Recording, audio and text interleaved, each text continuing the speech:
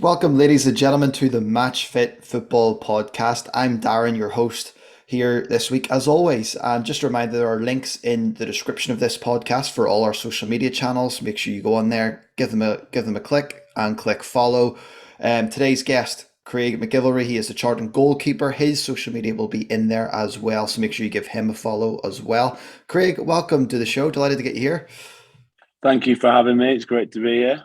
As I said, I can't wait. I'm excited to get started, and we're talking to a teammate of yours later on today. So look out for that episode. We're talking to one of Craig's teammates, Connor Washington, in an upcoming episode as well. So keep an eye for that one. We're going from the goalkeeper to the strikers. We'll have a little bit of a discussion on this about the rivalry that there is in training between the two. But Craig, just before we went live, we talked about Friday night away in the FA Cup, a long trip to Gateshead, and then you have a game tomorrow night again. How's this season been for you so far, and how are you finding life at Charlton? Yeah, it's been an interesting start to the season. We obviously, when I signed, there was a lot of expectation around that with it being Charlton Football Club getting promoted out of League One, and it didn't quite start the way we wanted to. We only won 2 games in the first 13 league games, and it's been a frustrating time. Obviously, it ended with Nigel Atkins losing his job, unfortunately, and it's never nice when your managers lose their job ultimately. And I think we said it off the camera. It always seems to be the case when the manager loses their job. You always seem to get this reaction, and things start changing. All of a sudden, we've gone on a really good run recently, and it's now just about trying to claw back, the points that we've lost at the start of the season. At this stage of the season, it's just the start of December. There's still a long way to go. Is that the way how yourself and your teammates are looking at it right now? That there's still a lot of football to be played? I think so. Yeah. Well, you just have to look at the last couple of years with League One in particular. Nothing's ever done by Christmas. My previous clubs I've been at, we've been top of the league 2 out of the 3 years at Christmas, and unfortunately we didn't get promoted. And you see it every single year. There's always a team right at the bottom end of the league that seems to hit this unbelievable vein of form all the way through the second half of the year and ends up in around the playoffs and maybe even makes the playoffs. So, yeah, it's one of them, like you just said, there's a long way to go. We're not even at the halfway point yet. We're not far away, but we're not at the halfway point, and there's so many points left to play for. I absolutely agree with you. And it's one of those leagues where there's so many good teams in there that teams will take points off each other, and there's no easy games, there's no easy trips, there's no 3 points in the bank. It's always a crazy but really fun league actually to follow and to watch if you're a fan, I suppose. But I want to get into your journey a bit, and I've titled this sort of section "The Person Behind the Athlete." Tell me a little bit about your journey. You've played for a couple of different clubs already, and now you're at Charlton, and the aim is to get promoted and to work your way up. You've been in the international squad and stuff like that.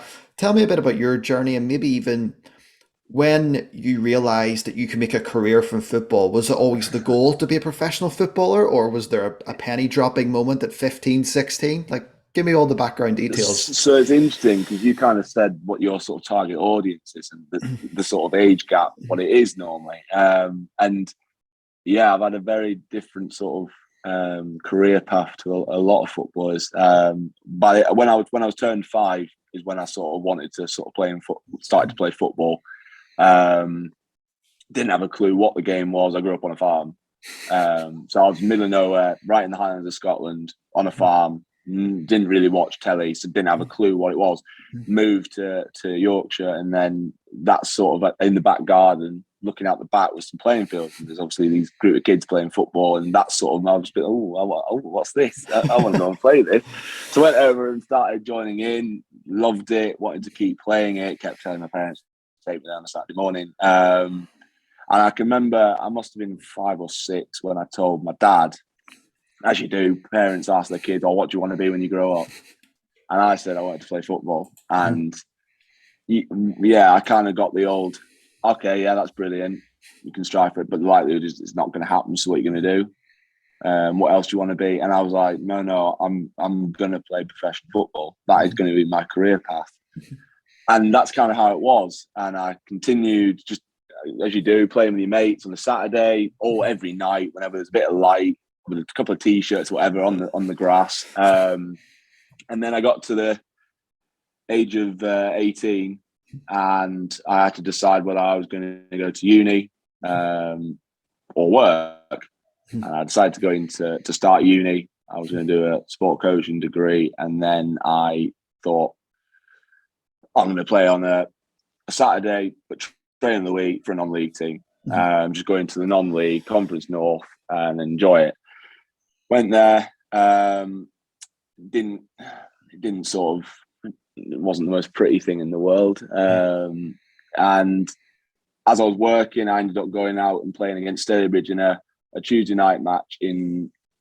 That's kind of where it started, because they were full time at the time. They were full time in the Conference North, and they asked me if what the situation is. Would I like to come and play for them? It's obviously professional, so whatever your work commitments are, they'll obviously have to stop. So I ended up going and commuting on the train every single day to Stalybridge and back. So I was getting up at like 7:30, getting on the train for 4 hours and getting off. And when the lads would pick me up to train, to get back on the train again, 4 hours back. And then that happened for a year.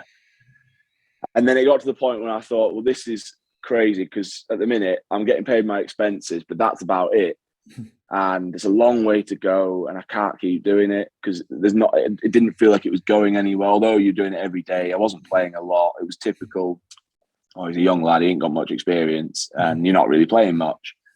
So then I thought, well, I need to move closer to home. I need to try and find a team more local to me. So that's when I signed for Harrogate Town. They were in the same league at the time, and I went there. I thought, brilliant, the number one there's gone. He went off to Peru, funnily enough. Went there, and they signed another experienced goalkeeper who, Simon Weaver, who's still there, funnily enough, knew from when I can't remember if they were playing together or they've worked together from Macclesfield. And I ended up getting pushed out on loan for a couple of games to another local team, Harrogate Railway. Played a couple of games there, did really well. We were due to play Bishop Auckland in the FA Cup preliminaries. And the game prior to that, we played Guiseley, and the guy who was in net unfortunately got knocked out, was concussed, couldn't remember a thing. So that was my chance. And then I played that game, and then that's kind of where it sort of escalated from there. Got 2 years down the line, finally got an opportunity at the age of 21, nearly 22 years of age, to go and play in the Football League in League One at Walsall. So it took all that time from the age of 5, no academy systems, just enjoying my football on a Saturday morning and playing on a Sunday, training on a Saturday, play on a Sunday, to then getting this opportunity at nearly 22 years of age. So understandably, an elephant never forgets. I ended up ringing me the old man when I first signed that contract and said to him, I've done it. And as they do, he tried to completely bat it away as if he'd never even said it. So, but yeah, and that was kind of it. And there was a lot of up and downs at Walsall. I never really got a real crack at it there. We had Richard O'Donnell there at the time, and then he left. Being out of contract, he decided not to stay and move on. Neil Etheridge, who's now at Birmingham, he came in after leaving Charlton, I think, actually, vaguely enough. But he hadn't played much games, but he was a couple of years older than me. So they brought him in, and he, unfortunately for me, got the nod. So I was limited to game time there. And then 3 years down the line, I think I played 21 league games in 3 years, which wasn't great for me. Went to Shrewsbury. Dean Henderson came in, so I thought, another setback. I mean, I'm not getting a break here. I'm never getting a break at this moment. But I kept on plugging away. Played 8 league games that only year I spent at Shrewsbury. And then off the back of that, I got a little bit of luck in the sense that Dean, unfortunately for him, got suspended for 3 games around the January period. And one of the games was against Portsmouth. And I came in, we won the game, played well. And that led to, in that summer when I was out of contract, Portsmouth taking me down to Fratton Park, where I spent 3 years and finally got my break to prove that I can make it in the Football League. And then, I left in the summer. Unfortunately, I think COVID didn't help the situation. I got told that with the whole financial side of things, that they want to go a different route. And unfortunately, when that's the case and it's nothing to do with your ability or you as a person, there's not a great deal you can do. I think it was the same for lot of people in the summer. But thankfully, yeah, I got an opportunity to come to Charlton, which is a massive club in League One, and it certainly shouldn't be in League One, that's for sure.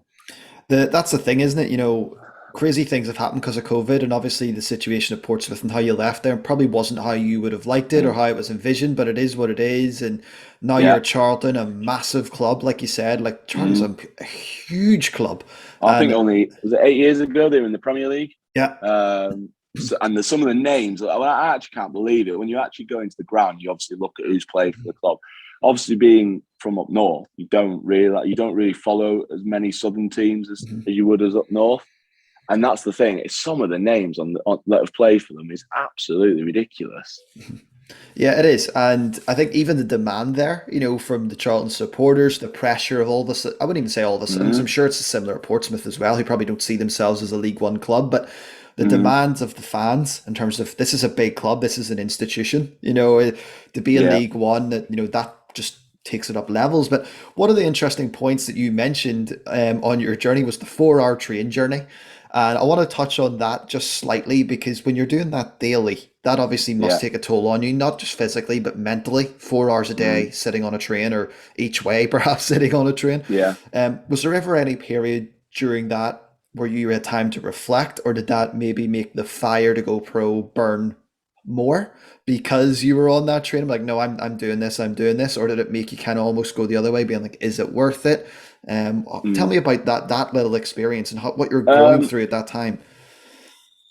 It's a big, like, when you get to 18, you've got a massive decision to make. Are you going to go and work? Are you going to go to uni? What are you going to do? And obviously, with being in uni at the time, it was a big decision to make in completely scrapping my education.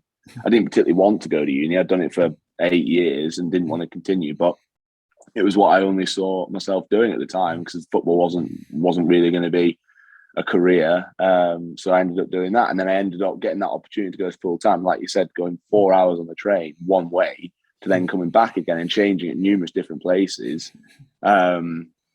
It was kind of, I have to do it if I'm gonna. This is the best opportunity you've got at doing something in a professional environment, football wise, and doing that every single day, which is what you want to do since you were 5 years of age. You've got to do it, and you've got to stick to it, and you've got to give it everything you can possibly do, so that if it doesn't work out, you then don't have any regrets. And I think that's the biggest thing is in any line of work, not just football, in any line of work, is you never know quite how close you are to something, and people give up.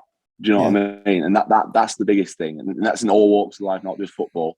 And like you said, there was numerous times where I would wake up and I'd be like, oh, not again! I've got to do this all over again. Go on the train, sit there, wait, get off, go training, come back, and do it every single day. And you're not playing on Saturday. I was barely getting an opportunity, but I don't know. There was just part of me that was saying you wanted to do this full time, and you've got this opportunity now, and you have to give it everything. It was only at the end of the season when I realised that the level I was playing at, I could do much more local. Okay, you wouldn't be able to do it full time, but you could play at that level a bit closer to home potentially. And I got a little bit of luck in the sense that, unfortunately for Jose Vega, who was the goalkeeper at Harrogate, who got himself knocked out the Tuesday before that FA Cup game, but that was the opportunity I needed.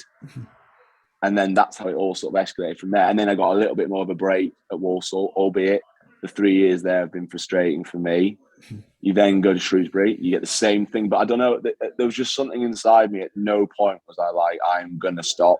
Yeah. Doesn't matter what someone says, whatever someone does, something will click in the end. And that's when I left Shrewsbury. And yeah, I think for me, it was, this is your opportunity to go into a full-time environment, albeit it wasn't in the Football League, it was in non-league, but it was full-time football. And I had the big decision to make whether to go to uni, stay in uni, or leave. And for me, I'd always said, like I said at the start of this interview, I wanted to play full-time professional football. So for me, I decided to take that risk and leave education and pursue that. And like you said there, going 4 hours there and back every single day. And there was numerous days where I'd wake up and think, do I really want to do this? Is it right to be doing this? Am I getting something from doing this?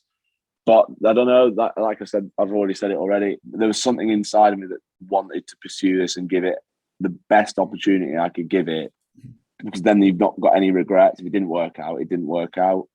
But it got to the point at the end of that first year there, and I just thought that there is somewhere more local to where I am in the same level of football where you will get an opportunity. I can sense you'll get an opportunity. You just have that feeling that something will click eventually.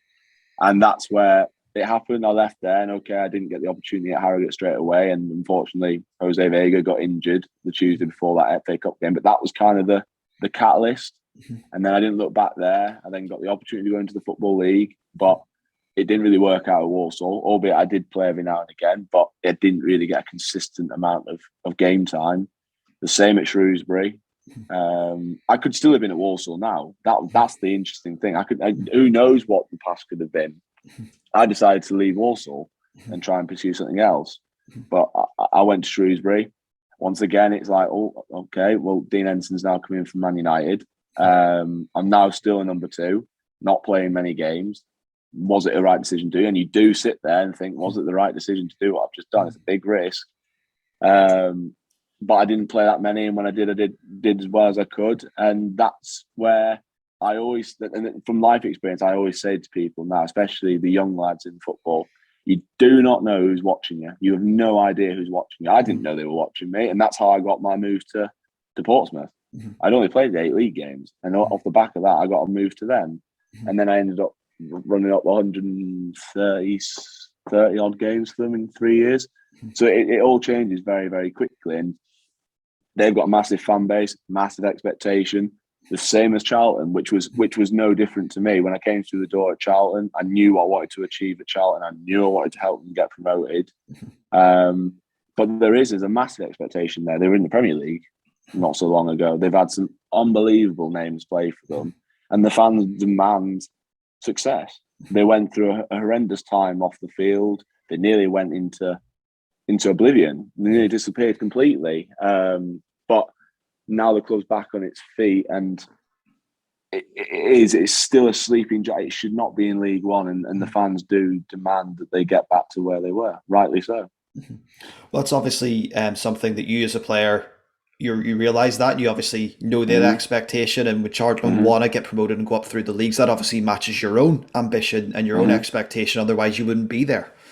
No, well, that's it. Well, you always wonder sometimes, and you always there's always different ways people will take things. If like I've said it many a time, I would love to play at the highest level I possibly can. Now, I would love to play in the Premier League. Even at the age of 28, I'd love to play in the Premier League to at least experience what that feels like. Now, if I said that in the middle of the street and I said that to someone, they'd probably go, good one. But at the same time, I had that said to me when I was 5. Oh, good one. You'll never play professional football. So you never know what is around the corner. I would at least like to help Charlton get into the Championship and experience the Championship. But I don't think anyone in life should have a limit on what they want to achieve. Once again, going back to it, I've been in the professional game now for 7, nearly 8 years. And when I first signed that first professional contract, you mentioned it at the start. 2 years ago, I was in the national squad. I would never have in a million years dreamt when I was 5 I'd have been kicking the ball around with Andy Robinson and John McGinn and people like that. So it just shows there is never no one should ever put what you want to achieve, because ultimately anything is achievable on this planet. I totally agree with that, and it's really a lot of it comes down to your hard work, your work ethic, and even you mentioned it earlier on that you don't know who's watching you. Sometimes it's just catching that break. Keeper's injured, you step in, and there's a scout there from Portsmouth, or there's someone there from Portsmouth, and all of a sudden you go to Portsmouth and you have 3 amazing years there, and you pretty much become such a permanent fixture in the first team there, and you enhance your reputation. Now you're at Charlton and you're doing the same thing there. It's incredible, just the little nuances in football that just kind of fall into place. Yeah, and it's amazing, and everyone says it as you get a bit older, and I talk as if I'm a lot older than I am, but I do see it like that. There's so much that, when I've said it already, when you're doing things, you think, is it eventually going to turn? Is the tide finally going to turn? Have I made the right decision? Did I make the right move there? Did I do that for the right reason? But then you look back at it now and go, if I didn't do exactly what my life journey in football has been, in my life in general, not just football, I wouldn't be here. I would not be where I am today without doing what I've done and going through the tough times that I've had. And it is, you've said there, it's a lot of it is a bit of luck, a lot of it is opinions, but at some point, if you keep doing the right things and you do the very best you can for you and you don't leave any stone unturned, I'm a big believer in things will change and something will eventually fall for you, 100 million %. I think that's the key, isn't it? You know, you've said when you don't leave any stone unturned, because I even liken it to like a theatre production. You know, we only see when the lights are on, the 90 minutes. But what we don't see is the training every day. What we don't see is you going to the gym in your personal time and working on your flexibility or working on, you know, muscle grips or certain things that you know give you the edge. And I want to talk to you a little bit about doing the extras, you know, working outside of training, outside of your local football club, whoever were you were signed with at the time, and doing that extra bit to get that extra 1% or extra 5%. That is, in my opinion, that's massive, I think, as well, because we can look at it and go, oh, he was lucky, the keeper was injured and someone came in. But that person has been killing themselves for 5, 6, 7, 8 years behind the scenes to get that opportunity, and they're ready when it happens. So tell me a bit about that bit, you know, behind the curtain, so to speak. So, well, it's interesting because I didn't play in net until I was 16. I played outfield. And I still remember when I wasn't playing football on a Saturday morning or a Sunday morning, I'd be out in the garden kicking a ball against the wall or playing on the street using 2 drains or 2 T-shirts on and any bit of grass I could get hold of just to kick a ball around with my mates. It wasn't just football, it was all sports, but mainly football. If I had a football at my feet, it was there. I'd take a ball with me wherever I went, literally. And then I got to 16, went in net, and the same sort of thing happened there. I'd be out all the time until it got dark. Like in a minute, it gets dark at 4 o'clock. I'd still be out now. I'm looking out the window as we speak. There's a teeny bit of light. I can still see the wall, so I'd be out there. I would still be out there now, kicking a ball around, catching a ball off the wall, getting my parents to kick a ball at me or my siblings. Then you get a bit older, and I tell this story to a few people and they think I'm absolutely barking mad, but it is so true. And I didn't even think of it when we were talking, but like you said, there's always those extra things that you did that have got you where you are. I used to go to the park on my own. It got to the point where my siblings and my parents would sort of be busy doing the stuff they're doing, and I'd be just sort of left to have my own free time. And I'd go down to the local park where everyone walks their dogs and just goes for walks as a couple or a family. And I'd set a camera up. So I'd tape it to a pole, put it in front of the goal and go and stand in the goal. And I would visualize myself in certain phases in a game. And I would dive. No one shot a ball. There's no ball coming at me. But I would visualize someone shooting and I would practice technique-wise diving for that ball. Whether it was low, whether it was high, whether it was using my feet, all the different ones you'd get in a game. I'd then go home, go on YouTube, type in goalkeeping training, and I'd sit and watch nearly every single one that was most recent. Whoever it was, Larice, Mandanda, Oliver Kahn, Casillas, people like that. Watch them in games, watch them in training, watch how their technique was, and then compare it next to me. Then go back out again and do it. And I must have done that almost every day, every single day. It became an obsession. I became absolutely fixated on learning what they do, taking what they learned to the next day, going outside, set the camera up again and do what they did.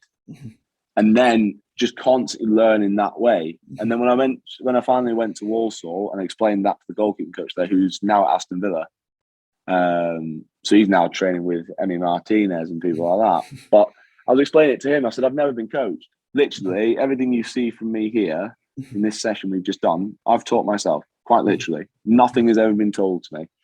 And he was absolutely gobsmacked when I explained I've literally done all this from watching YouTube videos and videoing myself not even having the ball kicked at me. And then it's a case of from there, him just tweaking little things that maybe weren't quite right or could be better. And that's kind of, like you said, it's putting on those extra hard yards. At Walsall, you then do your gym session after training, as you always do at every club. You do your training in the morning, your gym in the afternoon. I'd go from there, finish that gym session, to go to the local village down the road where we got where we were allowed to use their gym. Monday, Tuesday, Thursday, Friday. Monday, Tuesday, Thursday, Friday for the whole year, literally non-stop. I would not, and the thing is, I'd come in every day, and everyone, no one would have had a clue. No one would have had it, because I don't.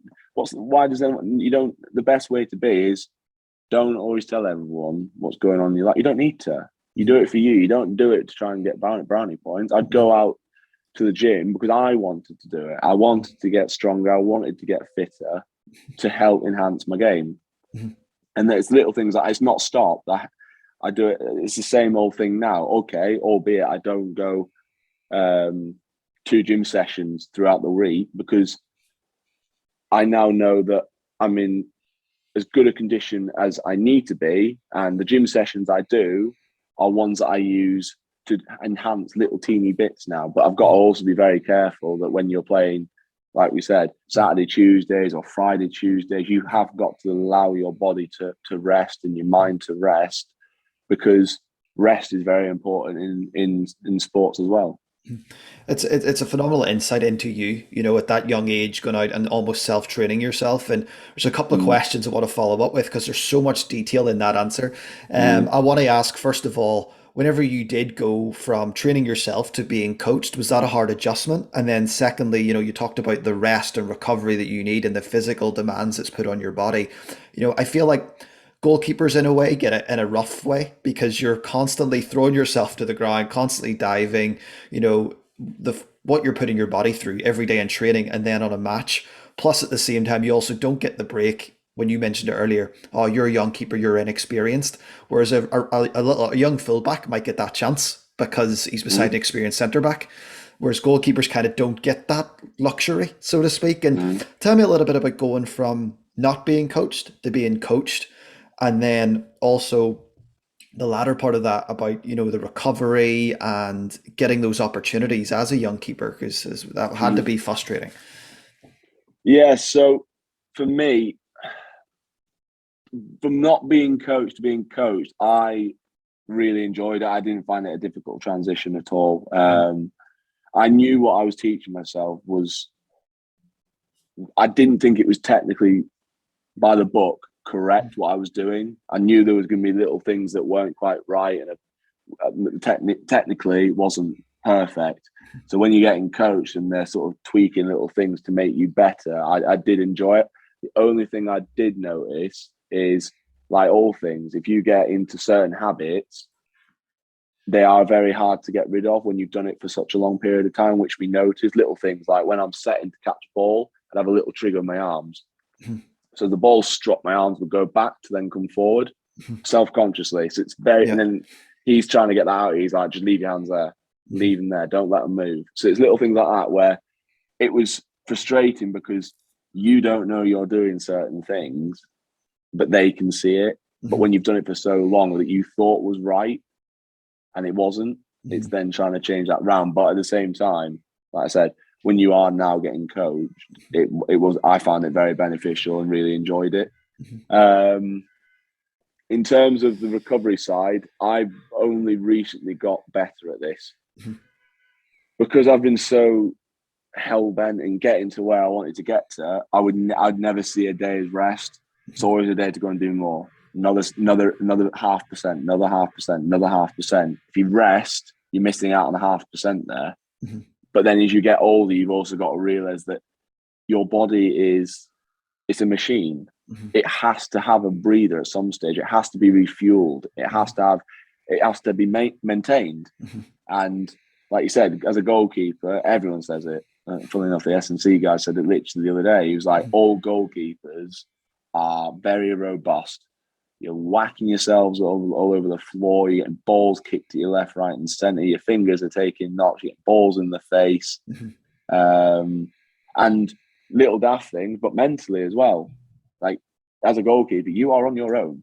You make a mistake, normally ends in a goal. Mm-hmm. You're right. You got the away fans right behind you. You've got all them shouting left, right, and centre.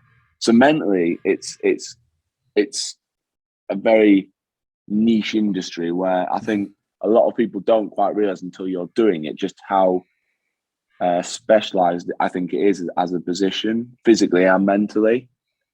So yeah, in terms of recovery, I've got better at it. I still think I could probably be a little bit better still, but I've always been, a very hard working person that sort of never wants to sort of waste an opportunity to get better at something. What about the likes of like an ice bath or massages or anything like that? Would you use any type of techniques to recover? So weirdly enough, I ended up getting to the point where I thought I ache today. I feel I'm really achy.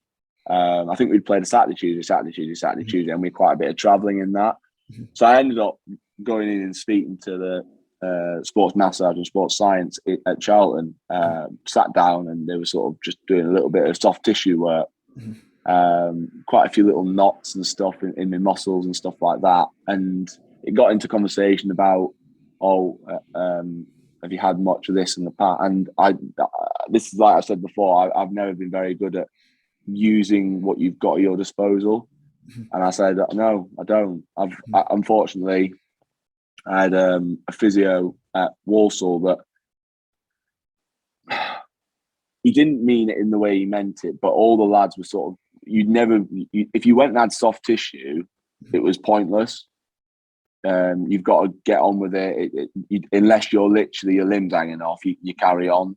So that's how I sort of always saw it. I don't need to have it. But it is important, soft tissue. So I'd always just try and get by it by myself. Because you're never, all sports people say, you never play a game, you never do training where you're 100 million%. You feel absolutely perfect. You've always got a niggle or a little bit of an ache or you're a little bit tired. So you just get on with it. But I do think as I'm getting older, I'm realising that it is okay and it is good as well for your performance and your recovery to have soft tissues and ice baths. The science is there to prove it. So why would you not use it? And like I said, I am slowly getting better at it. Well, obviously something you're working on. Another question I want to talk to you about is there any supplements or anything that you would take to help enhance your performance? You know, your like glutamines, BCAAs, whey protein, things like that. Is there anything you kind of stand by that always gives you a little bit of an edge? Yeah, so for me, it's just mainly it's protein. I'm pretty vague on this. I always believe in everything in moderation. Eat a balanced, healthy diet. But then after training or gym or after a game, I'll have protein shakes and that sort of thing. But everything else, the odd time I've had BCAAs and they seem to work. But you're talking about like every person's got their own sort of thing that they abide by. For me, it's just making sure I eat enough food to fuel my body and help recover and everything in moderation, really. Well, another topic I want to touch on, and I agree with that. You know, I'm very much in the same boat as you in terms of everything in moderation. You have to know your own body and know how it functions and take care of it accordingly. But part of your journey is the international call up with Scotland, and obviously you've been playing at Portsmouth, and now you're playing at Charlton, and the expectation is there. The fans are there. It's demanding. There's both clubs, I believe, certainly see themselves at a higher level than the Championship. What's the atmosphere like at training every day on a daily basis at, say, Charlton? What's the difference between that and an international camp? Talk to me a little bit about the atmosphere and the training style at Scotland versus, say, the expectation and demands at a daily basis at Charlton. Okay, so should I start with the international sort of side of things? Yeah. Okay, super. So yeah, that came around. When I first heard there was like a little mumble about it, I thought I just sort of kind of put it to one side because I kind of didn't believe it'd be possible. It can't be true. There was also a lot of hoo-ha about where I was born. I was born in Perth in Scotland, but because I'd lived majority of my life in England, you kind of, when I broke into professional football, I was living in England. So I got branded as English. So that kind of took a long period of time to finally explain that. And I made a point of it every time I was ever interviewed by whatever club I was at, that I'm Scottish. I'm Scottish. I was born there. I did this. I'm not. Do you know what I mean? Just to make a point. And eventually, it got to the point where it was realised. And before I knew it, I got a phone call from my goalkeeping coach saying that, oh, the Scotland goalkeeping coaches rang me and said that you're going to be in the next camp for the European qualifiers. And I didn't know what to do. I actually had no idea. My phone was ringing off the hook. I had all the sort of papers up in Scotland wanting to know about where I've come from. Do you know what I mean? Because, like I said, everyone thought I was English. And I've never been in any setups before. I didn't come in any of the youth setups at Scotland. Never played at professional level in Scotland. So, yeah, it was just absolutely ridiculous. And then when you go away with them for 2 weeks, you're mingling with people that you watch on the telly, and it's like, what is going on here? How have I found myself in this environment? And then you go out and, like you said there about the training levels and stuff, it just goes up. It just goes up so many notches. I mean, the pace at which the balls move, the movement, every one of them is very fast. And when they do things, it is the fine details. If they want to put a ball in a certain place, they are putting it right where they want to do it.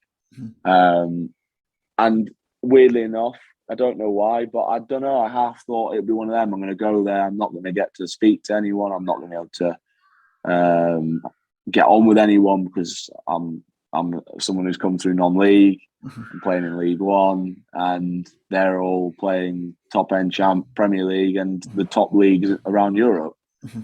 But every single one of them, most normal people you've ever met. And when you actually sit and speak to them, it goes back to this conversation we're having here. Everyone's got their own background, how they got to where they had, how did they start. It was really, really interesting and a great insight into how every player can get to where they want to get to, but it doesn't have to be the same way.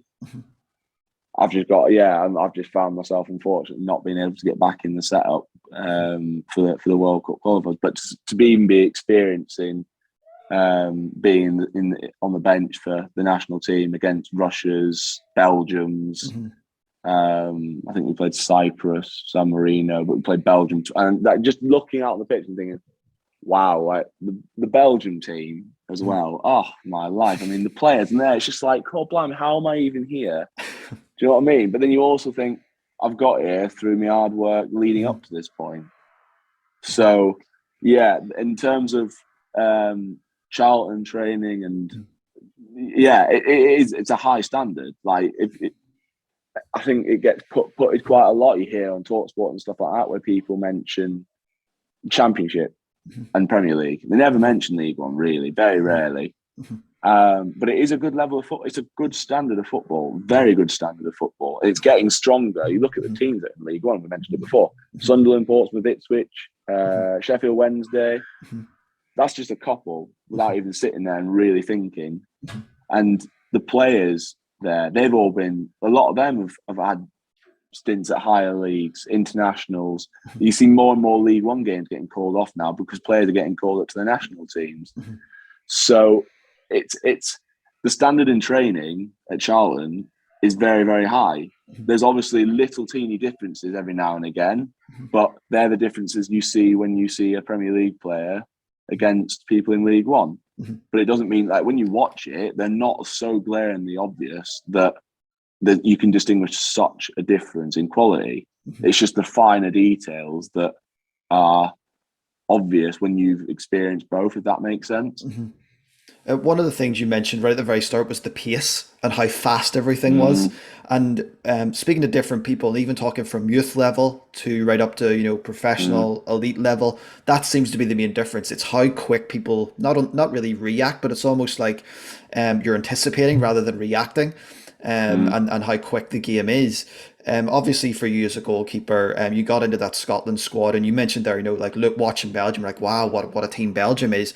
but that must have also fueled your hunger and your desire for more at the same time, Mm. just being part of that setup and seeing that. And you mentioned earlier in the podcast about you want to go as high as you can. You don't put a limit on it. You started in non-league football. You didn't Mm. even come through the academies. You're playing in League One. No. Why not? Why can't you go higher? And then being called Yeah. into the international setup and training with Andrew Robertson and training with John McGinn and Kieran Tierney and on it goes.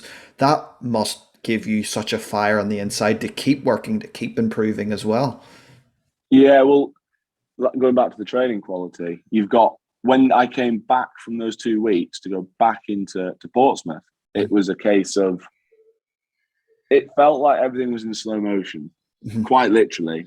When I'm getting the ball fired at me, whether it was the goalkeeping coach or shooting drills, whatever, it honestly felt like I could see the ball's revolutions in the air, the pattern on the ball, because everything was that little teeny bit faster, a bit more powerful. The speed of everything was a little bit higher up when you're away with your national side than it is with your club.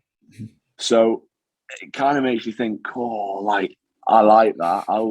You want to experience it, and why should you ever put a limit on getting there again? Do you know what I mean? I still have aspirations, although I've not been in the last 3 camps, I think it is, for Scotland. I still have aspirations to play for Scotland. To get a cap is still my goal, to get a cap for Scotland, 100%. And if it doesn't happen, then it doesn't happen. But it won't be anything that I've physically done or not pushed myself to get there, 100 million %.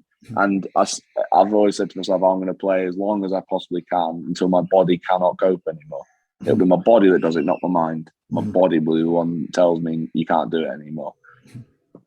So. Well, that's a fascinating statement, because it brings me on nicely to the Matchfit mindset portion of the podcast. And you're talking about it'll be when your body decides to stop rather than your mind. Talk to me about the importance of having a strong mindset and being determined and being willing to go through the hard stuff, to get to Saturday. Well, you just look at football, business people, they all have one thing in common. They have a certain something in them, in their makeup and in their mind, that will not allow them to not want to get to where they want to be. It just will not happen. And I think you either have it or you don't. I think that's why ultimately you have people doing what they're doing and people that don't. I think you've got to be willing I've said it at the start, you don't know how close you are to something until you don't push yourself that tiny bit more. And that's anything. And I don't know, because for me, my parents weren't ever in sport at a good level. They played sport, of course they did, but not at a really strong level. So I don't know. For me, I couldn't even put my finger on where that sort of came from. Normally, you sort of pick it up off other people, off your parents or a relative or a friend or something that sort of pushes you. When they say surround yourself with like-minded people. But I don't know. There was just, ever since I said that and I got told no, I always wanted to make a point. You always want to prove someone who undermines what you're saying wrong. So that might have been it. That might have been the thing for me. But it's in all aspects of life. I want to live the best life I can physically live. I want to provide the best life I can for my family, and I want to play as high as possibly can in football. Simple. And the thing is, you are going to get a lot of people if they listen to this and hear me say that, they'll probably sit there and go up, push the phone away. But that is me. Ultimately, that is where I've got to, how I've got to where I am today, from where I've been, and I don't plan on stopping. If it doesn't happen, it doesn't happen. I can't do any more and control any more than me. Everything else will take care of itself. The stars will align how they want to align. I think that's a key component. And I mentioned before we started recording that we aim this program and this podcast at sort of young adults, at young people who want to become a professional footballer, whether they be teenagers or whether they be young players who maybe already are young players, maybe on a youth contract or whatever. That's kind of what we want to do. We want to inspire, we want to encourage, we want to give people tips and tricks of how they can help themselves. And a lot of the things that I've noticed in your story is you have a desire to push yourself to the highest level you can push yourself through hard work, through dedication. And there's nothing that's going to step in your way, in your powers, that's going to stop that. You're going to give 100% of yourself until you can't give anymore. And that's what you're doing. Yeah. And that's how you've gone. I think that's such an important lesson for young anyone listening to this that wants to go pro, is that like a lot of it is in your hands. Yes, a little bit of luck comes in terms of someone needs to see you, but the hard work, the graft, the dedication, turning up every day, putting in 100%, that's on you. And your 100%. your story, I think, really personifies that. And a major part of your story, and I put this portion in with the mindset, and I really want to talk about the Checkaday Trophy final between Portsmouth and Sunderland, because you were the goalkeeper for Portsmouth. You ended up being a winner on the day. You won the trophy. You saved a penalty in a penalty shootout. It was at Wembley. There's so many factors in this that I think for young people to listen to and be like, wow, I would love to play at Wembley someday. Not only just play at Wembley, I'd love to be in a cup final at Wembley. I'd love to be a winner at Wembley in a cup final. Talk to me about how you felt about that cup final. Talk to me about your mindset, the pressure of being the keeper in a penalty shootout. Pretty much give me an idea of what you personally went through that day and how it affected your mind and your mindset and your mentality. So there's a bit of a story before it, because I've been to Wembley 3 times and never played. I sat on the bench 3 times and we'd lost.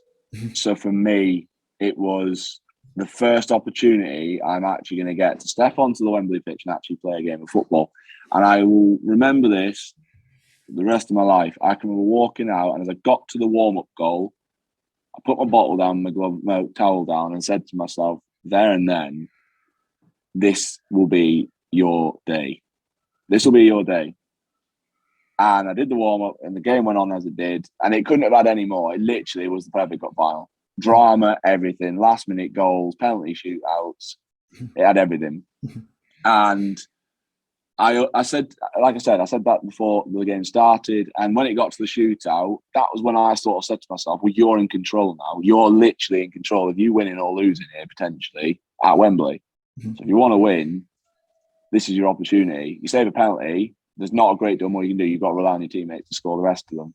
So, yeah, for me, it's finally in my hands. Nothing else was in my hands before. You're unfortunately not picked by the manager to play. Now you're picked to play, and you're now in the position where you save one penalty, you can win the shootout. And it was one, I wish I could bottle the feeling up. That feeling of relief, the feeling of euphoria when you win in front of 90,000 people, regardless of what the competition was and what people thought of it, to win on the penalty shootout in front of 90,000 supporters, there's no feeling like it. Honestly, for about 2 days later, I must have had adrenaline still in my body. It was ridiculous. I think as well, it shows you the size and stature of both of those clubs and the fan bases that 90,000 came to Wembley for that final. 100%. Well, I think in that week, the ground had sold out in a week, 45,000 a piece. It was gone. It was complete. There were no tickets left. And I actually generally reckon they could have sold more afterwards if there was more available. And it just, like I said, it goes back to League One. Portsmouth, Sunderland, Charlton. They're massive clubs with such big histories. And like I said, I would love us to get promoted automatically at Charlton. But if not, to go back to Wembley and winning the playoffs in front of a packed out set of Addict fans, do you know what I mean? It'd be perfect. A crazy thing about that final is the man whose penalty you see of Lee Cattermole. If you sort of look at both your journeys, he'd been in the Premier League, he'd moved for 11 million, I believe, at one stage, and then you were coming up through non-league, and you were doing 4 hours each way on a train, and he's playing Premier League football, moving for 11 million pounds, which is nuts when you kind of think about it. And then you put those together, and it was his penalty and your save, and 2 completely different contrasting journeys. And I just think there's something really cool and unique in that. And another thing I want to ask you about is pressure. As a goalkeeper, do you feel pressure, and how do you handle that? Yeah, well, the whole Cattermole thing, when you put it like that, it is pretty surreal, because I can remember numerous times watching Catamol in his early stages playing, and I remember sitting there watching Match of the Day, and he was there, and he'd never taken a penalty as well. So I didn't even know where. I didn't have any sort of idea where he was going. So it was just purely one of that. It was meant to be. I went the right way and saved the penalty, which ultimately won it for us. In terms of pressure, yeah, I think anyone that says they don't feel pressure, I don't believe it. You're human at the end of the day. Now, whether you feel it from an external point of view or it's your own self-pressure because you want to do well, I think I feel pressure, of course I do, but it's how you use it. I think it can be really beneficial, a bit of pressure and a bit of butterflies in your tummy, because it means you care. Yeah. It means you want to do well. You want to win the game of football. You want to do the best for you, because you care and it means a lot to you. So yeah, for me, everyone feels pressure. It's just how you use it. It's incredible, I think, especially as a keeper, when you go away to certain grounds and you're standing in front of, the home support, and you're getting pelters for one half of the pitch, and then you go down to the other for maybe a little bit of a reprieve. It must be hard being a keeper, because I always find a keeper's always hung out to dry. Now, I'm trying to word this quite politely. If a keeper makes a mistake, everyone hammers the keeper. No one hammers a striker or a winger who have missed 4 or 5 chances to put the game to bed. But if the keeper makes one mistake or misses one chance, almost the game could be lost. And it's almost a really unfair swing, when I look at it in that context. Talk to me about that sort of pressure, about the pressure of accountability to your teammates, and do you hold your teammates accountable to you, i.e. your defenders, your fullbacks, your midfielders as well? Yeah, I think, well, most people you speak to, they go, "You're absolutely not. Why would you want to do that? Why would you want to stand in front of a net, get a ball smashed towards you, but then also have that, like you said, you're 1 second away from, if you make a mistake, it can cost a goal, and then you're getting barrage from behind the goal, etc." But I don't know. I think that's part of the reason why I wanted to change to go in there, just because there's that. For me, you make a save that wins you a game, it's better than a goal. The feeling is better than scoring a goal. And yeah, that's the reason why I like what it is I do. There is that element of risk. Is that, yeah, maybe risk is the word, because there is a risk at the end of it. But yeah, I think, I don't know. For me, yeah, we've all got to be a little bit mad, but I think, yeah, that's why, yeah, you love being a goalkeeper ultimately. The great risk and the great reward, penalty shootout, for example. Exactly. You're either a hero or a villain. I think I like the fact that you've got the chance of being the hero. Yeah, it's incredible. It's incredible. But I do think you do get a lot of pelters. I do think goalkeepers get an awful lot of stick, especially when you watch Sky Sports now. I mean, literally everything that goes in, they're always trying to analyse the goalkeepers, always. But it's the industry we're in. It's the position we've chosen. I don't think anyone would change it that isn't in that position as a goalkeeper. No, absolutely. I think it's brilliant. Especially when you talk to goalkeepers, I always find they're so unique. There's such unique personalities within the team, within the changing room. Just they've always something unique and special about them. And I think that's what you said. You're standing in front of a net and having balls smashed at you. You must think this is nuts. But at the same time, there's something just so special about it as well. As we begin to wrap up, and I know I've kept you a little bit over the time that I told you, but this has been a lot of fun for me. We're going to close up with just another couple of quick fire questions. If you could offer one piece of advice to a young footballer who wants to go pro, or who maybe is a pro and striving to continue on that journey, what piece of advice would you give them? Enjoy it. Don't put pressure on yourself. Don't put timescales on yourself, and just enjoy it. If you start putting too much unnecessary pressure and expectation on timescales, it can hinder you. You've got to have a freedom in what you do to achieve what you want to achieve and get the best out of you. So for me, it's at a young age, just enjoy it. Enjoy what it is, and suck up as much knowledge and learning as you possibly can. Phenomenal piece of advice. Absolutely phenomenal. For you guys listening, take that advice. Also, remember to follow Craig on social media. He is on Instagram. Follow there, see what he's up to. Continue to follow him on his journey.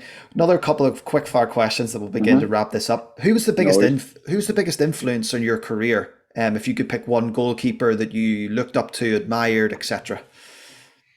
So as an outfielder until 16, it was Giggs. Yeah. I just loved everything he was about. I don't know, he wasn't flash. He wasn't one of the ones that like to steal the headlines, and he was a hard worker. From what I could see, anyway, I didn't know him personally, obviously, but he was a hard worker. In terms of goalkeepers, Joe Hart, I still stand by it. He's had a very tough time when he left Man City, but it hasn't stopped him. He's gone up to Scotland now, and he's flying up there. And the one time I met him after the West Ham game in the FA Cup, he is the most grounded and most normal human being I've ever met. It really is. It's one of those really interesting ones because when people talk about Joe Hart, he always gets kind of branded as this keeper who makes consistent mistakes now, because, especially in the media and that sort of thing. But when you look at his career and what he's done and what he's achieved, it's actually insane. But he's another one. He's come from lower down the pyramid and worked his way up to what he had. And he's had, there's no one can knock it. You have to look at his CV. It is phenomenal. To go from Shrewsbury in League Two to England goalkeeper for numerous years, it's an incredible CV he's had and what he's won. And I think even at this stage of his career, because after sort of Spurs and Burnley and then City kind of discarded him towards the end and stuff, and he won Premier League and an FA Cup and everything at City. But he's went up to Scotland to play for Celtic, and obviously you being Scottish, you know the pressures that comes with playing for Rangers and Celtic. You're not allowed to lose any game ever. Because the only game that you can realistically lose as Rangers and Celtic is to each other, because they have the money and they have the players, but at the same time the rivalry is too big that it's not acceptable either. Exactly, and that might be one of the reasons why he's decided that's his next step, because there is that pressure, there is that expectation to do well, and Celtic ultimately lost the title last year, so their aim is to get it back. That might be one of the reasons why he went up there. Absolutely agree with you. And another question just to wrap this up is by your teammate, Connor Washington, your striker, who is probably one of the guys blasting balls at you at training. Yeah. Connor wants to know, how many dumbbells do you eat for breakfast every day? I had a feeling this might come up. To be fair, he's a bit like me. I'm sure you might get a little bit out of him later. He's massive on looking after himself in the gym, and he's big. I think he's big into his CrossFit as well. Yeah, I love a dumbbell. I don't really know what else to say. He gave you some compliments yesterday when I asked him for a question for you, so he's been very complimentary to you, even though you're probably saving a lot of his shots and training every day. I think his interview will be very insightful. I have to say, it will be very insightful indeed. So yeah, fingers crossed. He gives you the information you want, because I'm sure he's got a very insightful story. Well, Craig, I appreciate that, and I thank you for your time today. It's been a phenomenal interview, phenomenal conversation. No wish you the best for the rest of the season. Continue to pursue your dream, getting higher up in the leagues, playing for Scotland. Look forward to following it. For our listeners, thank you for listening. Get following Craig on social media, and this has been the Matchfit Football Podcast. I'm Darren Potts, and we will see you next time.